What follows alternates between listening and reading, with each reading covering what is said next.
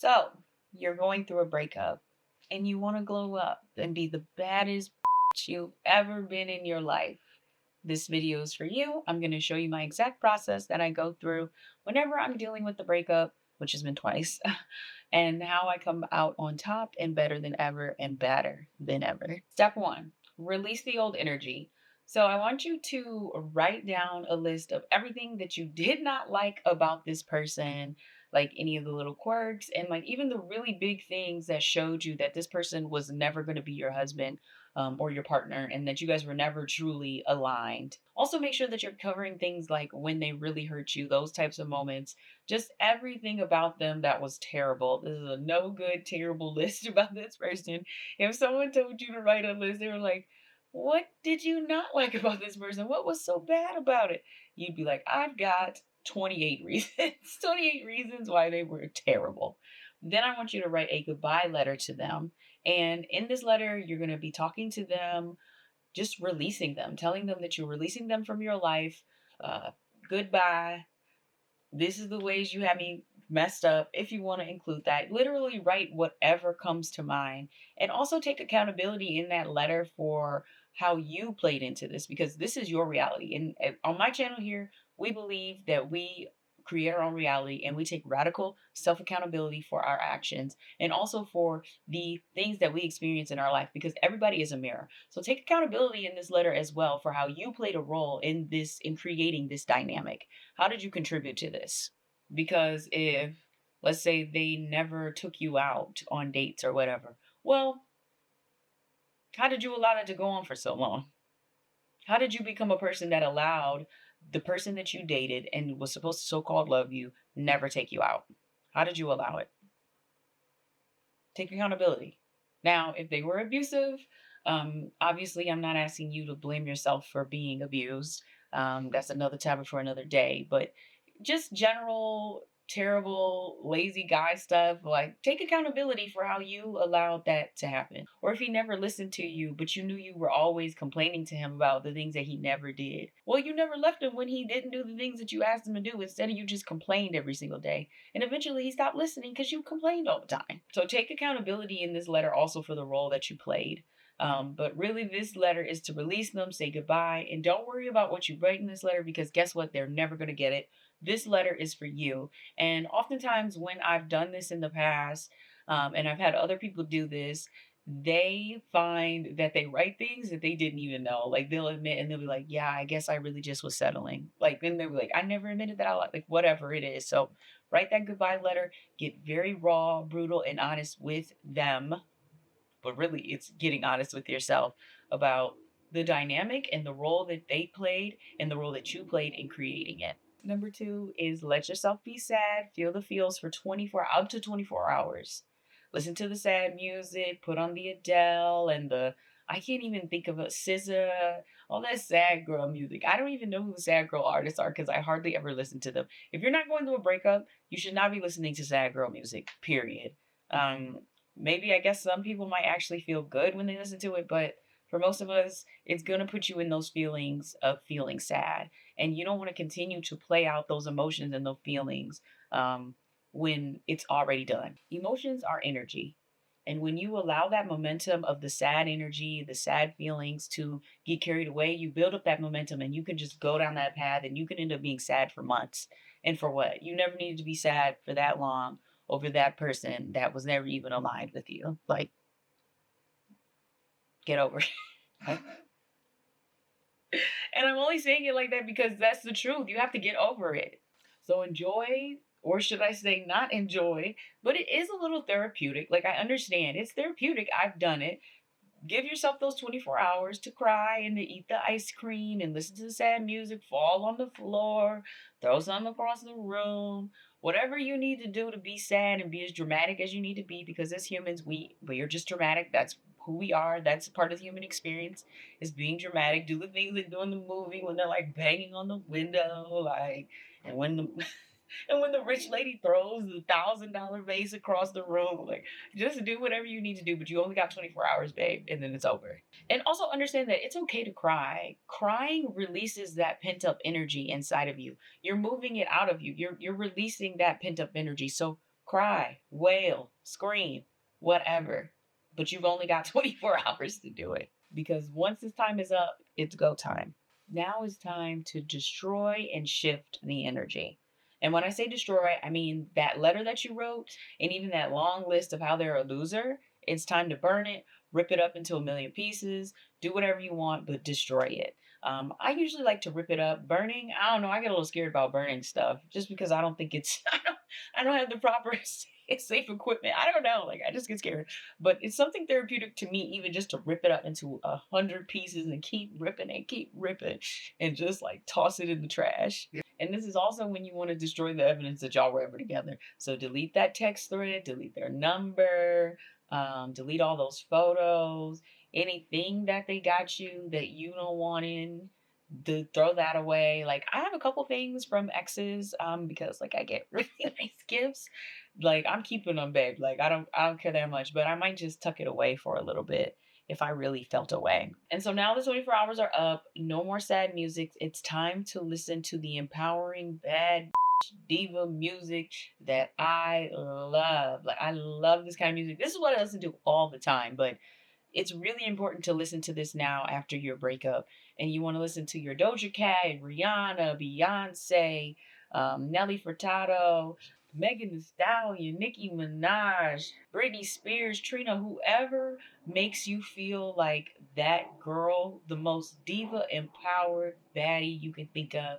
All those women, their music says, I'm bad, I'm beautiful, I'm that girl, and I'm definitely not going to let a man ruin my day.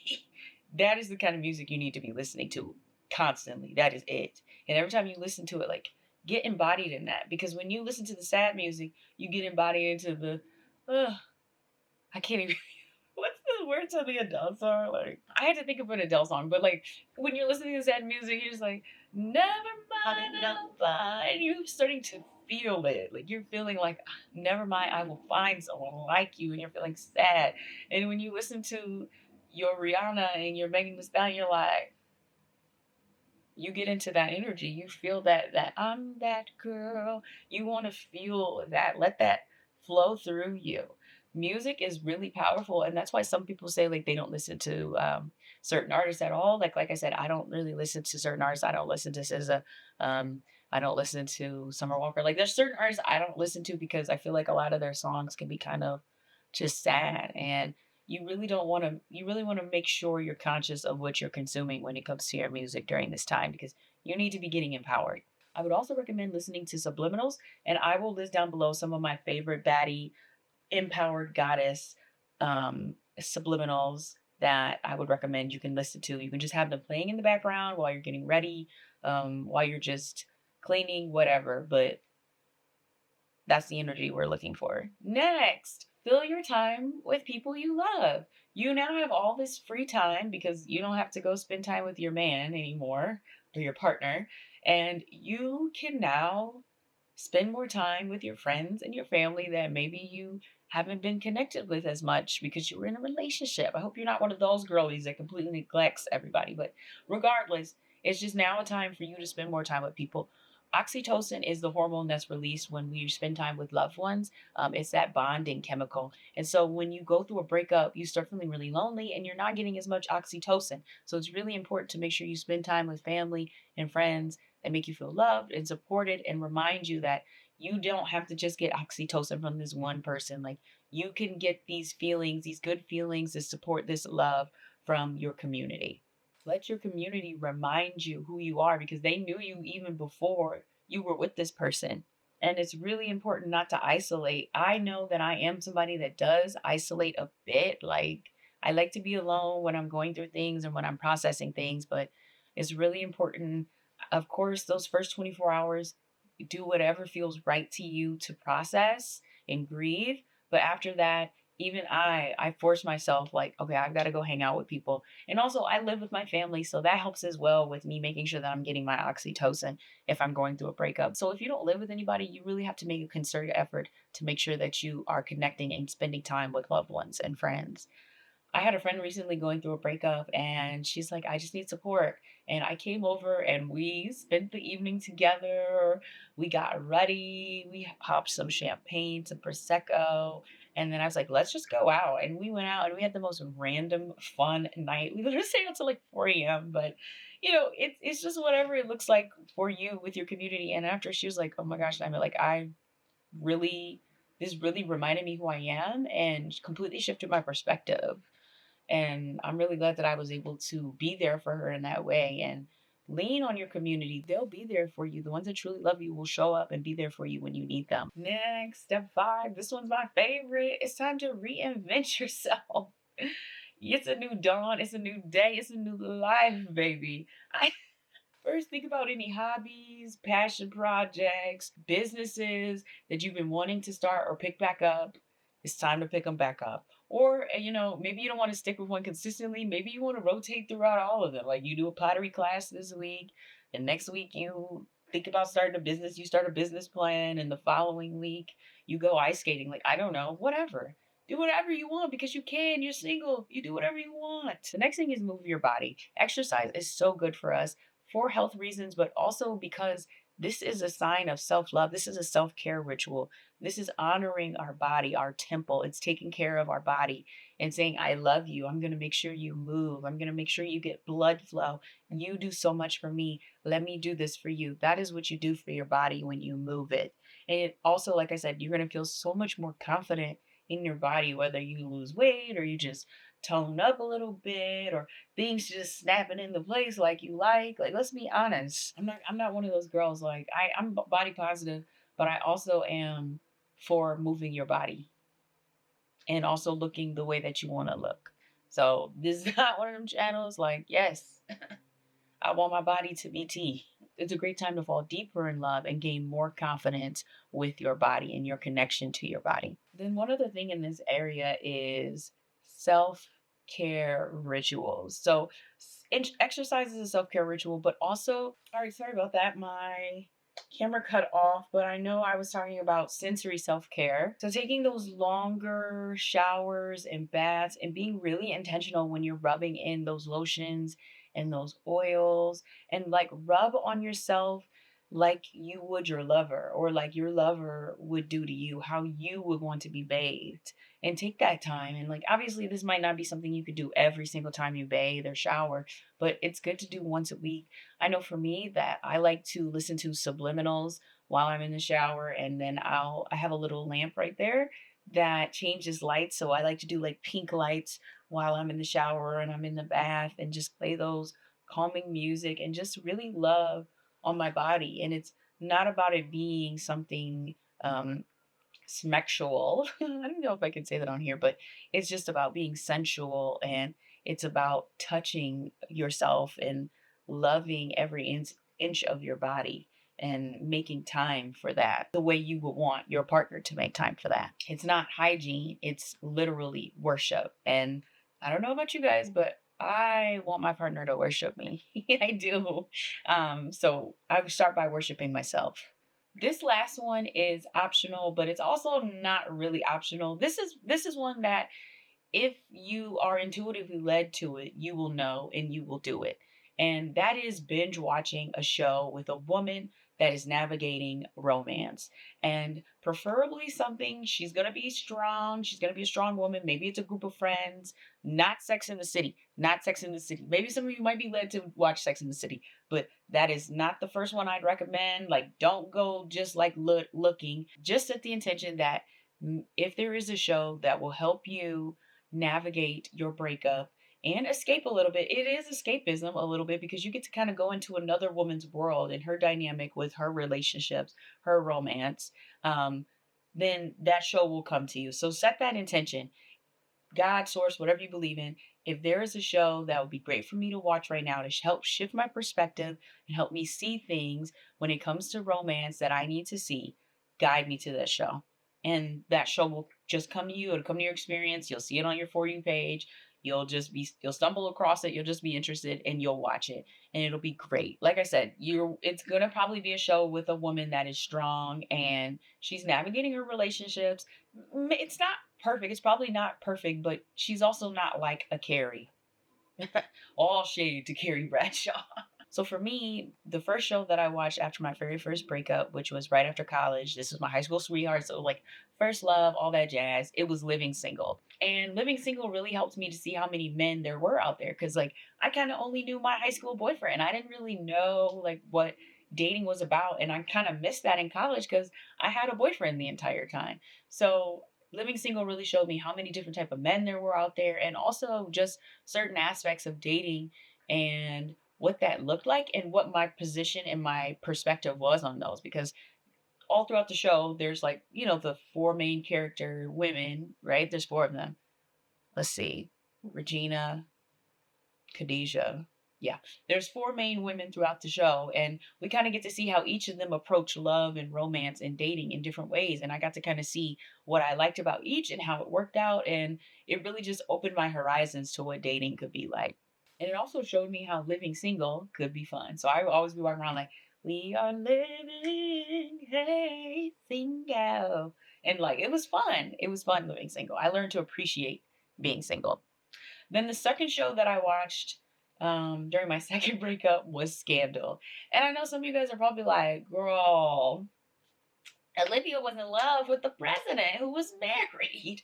But Olivia was still a very strong woman with opinions, and she knew what she wanted, she knew what she liked, and all the men that were around her worshiped her and respected her and loved her more for her being so strong-willed and dedicated to her passions and what mattered to her.